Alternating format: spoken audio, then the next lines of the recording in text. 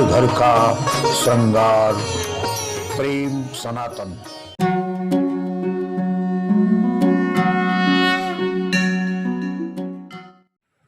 आज आप दर्शन करेंगे अयोध्या की सबसे पावन तपोभूमि नंदीग्राम, जिसे भरत कुंड के नाम से जाना जाता है।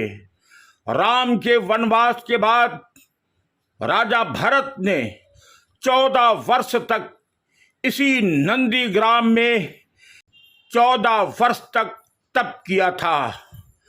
गुफा में रहकर भरत ने यहीं से राज्य का संचालन भी किया था। ये वो पावन भूमि है जहां देवाधिदेव महादेव के गण नंदी ने भी तप किया था, इसीलिए इसका नाम नंदीग्राम पड़ा। अयोध्या का ही एक और पावन स्थान है नंदीग्राम। नंदीग्राम जिसे भरत कुंड के नाम से जाना जाता है। हम आपको दिखाते हैं नंदीग्राम का वह भरत कुंड जहां भगवान राम की चरण पादुकाएं रखकर भरत 14 वर्ष तक वनवासी जीवन जिए थे। यह है अयोध्या का पावन धाम, पावन तपोधाम, जिसे भरत कुंड कहा जाता है। इसी भरत कुंड के पास राजा भरत ने 14 वर्ष तक तप किया था। कहते हैं कि जब भरत को ज्ञात हुआ कि उनकी मां कैकेयी के वरदान के कारण राम को 14 वर्ष का वनवास हुआ है, तो राम को मनाने के लिए चित्रकूट तक गए थे। लेकिन जब राम वापस नहीं आए तो इसी जगह बैठकर भरत ने 14 वर्ष तक निरंतर तप किया था। आप कल्पना करिए कि चक्रवर्ती सम्राट का पुत्र कितनी सुख सुविधाओं में जीवन जिया होगा, लेकिन ये भ्राता का प्रेम था कि जब लाख कहने के बाद भी भगवान श्री राम चित्रकूट से वापस अयोध्या नहीं आए, तब उसी चक्रवर्ती सम्राट के पुत्र भरत ने इसी स्थान को चुना, नंदीग्राम को, और 14 वर्ष तक उन्होंने यहीं पर बैठकर तप किया और एक साधु के रूप में अपना पूरा जीवन यहीं गुजार दिया उन्होंने।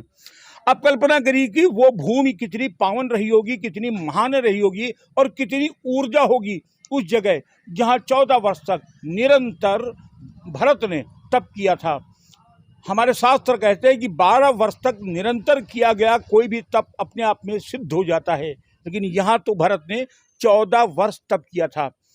खास बात ये नहीं थी 14 वर्ष भरत यहाँ तप कर रहे थे और उधर चित्रकूट में बैठे भगवान श्री राम का पूरा ध्यान, पूरा मन और पूरी आत्मा इसी नंदीग्राम में लगी थी, क्योंकि उनका छोटा भाई इस नंदीग्राम में बैठा था।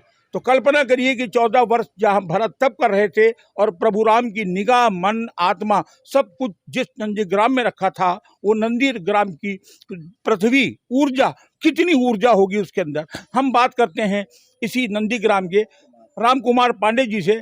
राम कुमार पांडे जी इस तीर्थ के महत्व के बारे में बताएंगे। नंदीग्राम तपस्थली भरत जी के तपस्या करने के पहले से ही ये तपस्थली है। यहाँ नंदीश्वर ने तपस्या किया था। उसके पहले एक नंदी नाम की वेश्या ने भी शंकर जी का व्रत करके तपस्या किया था। इसलिए भरत जी ने नंदीग्राम को चुना। ये पूर्व में ही तपस्थली रही है। अब यहाँ शांति प्रदान होती है सबको। सबसे खास बात यह है भरत जी का त्याग अभी तक यहाँ मौजूद है। हाँ, अगर आपका भाव अच्छा है तो आपकी हर कल्पना पूरी होगी। हम आपको दिखाते हैं भरत की वो गुफा जहां भरत ने 14 वर्ष बिताया। नंदीग्राम राजा भरत की तपोभूमि है। यहीं पर भरत ने एक गुफा बना करके 14 वर्ष तक तप किया था।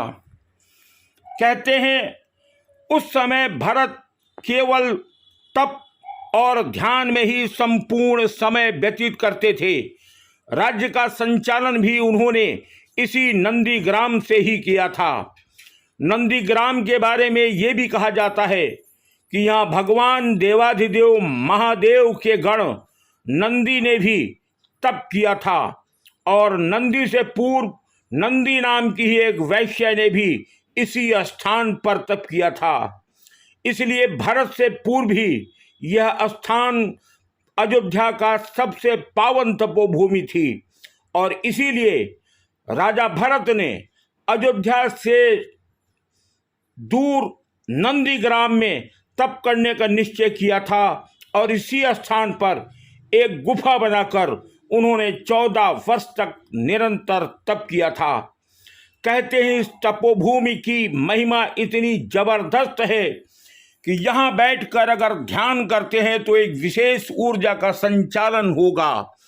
अगर आप इस स्थान पर आकर कोई भी कामना करते हैं तो वो कामना आपकी पूर्ण होती है। इसीलिए कहा जाता है कि अयोध्या की सबसे पावन तपोभूमि अगर कोई है तो वो भरत कुंड और नंदीग्राम है।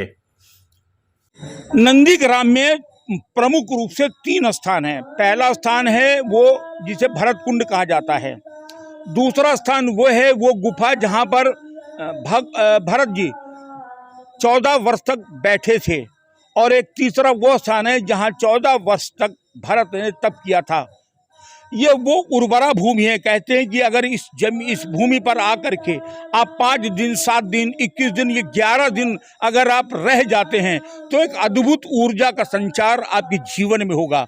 अगर आपके बच्चे के पढ़ने में मन नहीं लगता या बच्चा आपका कमजोर है दिमाग से भी तो उसको जरा आके यहाँ सप्ताह भर रोक कर तो देखिए सनातन धर्म की ऊर्जा में आज भी कितनी शक्ति है कि त्रेता के भरत की ऊर्जा आज भी इस स्थान पर विद्यमान है। हम बात करते हैं यहाँ महाराज जी से जो इस पावन स्थान पर विद्यमान हैं।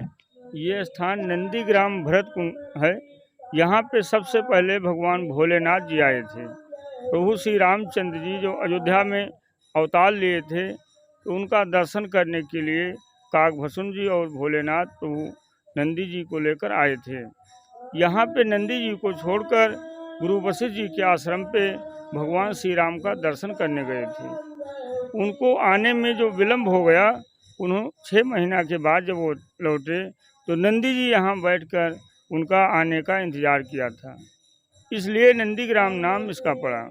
इसलिए ये मानता है कि यहाँ पे अगर 14 वर्ष सीताराम नाम जप किया जाए या 14 दिन यहाँ पे विश्राम किया जाए तो अयोध्या में जो राम राज आया था वही राम राज पूरे संसार में विकसित हो जाएगा।